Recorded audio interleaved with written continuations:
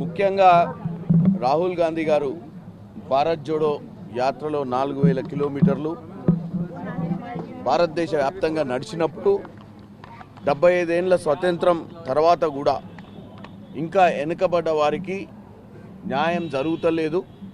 కులగణన జరగాల్సిన అవసరం ఉంది. ఎవరికి ఎంత శాతము జనాభా ఉంటే వారికి అంత శాతము వాళ్లకు అడ్వాంటేజెస్ కూడా ఉండాలి. ఓ సర్వే ద్వారా వాళ్ళకి రిజర్వేషన్స్లో కానీ, పొలిటికల్లో కానీ, ఎడ్యుకేషన్లో కానీ, ఎంప్లాయ్మెంట్లో కానీ అన్ని విధాలు కూడా వాళ్ళను అప్లిఫ్ట్ చేయాల్సిన అవసరం ఉందన్న ఆలోచన వచ్చినటువంటి రాహుల్ గాంధీ గారికి భారతదేశంలో తెలంగాణ ప్రభుత్వం 2023లో వచ్చిన తర్వాత మొట్టమొదటిసారిగా రేవంత్ రెడ్డి గారు ఈ కులగణన చేయాలి అన్న ఉద్దేశంతో ముందుకు పోయి ఒక సక్సెస్ఫుల్గా కులగణన చేసిర్రు.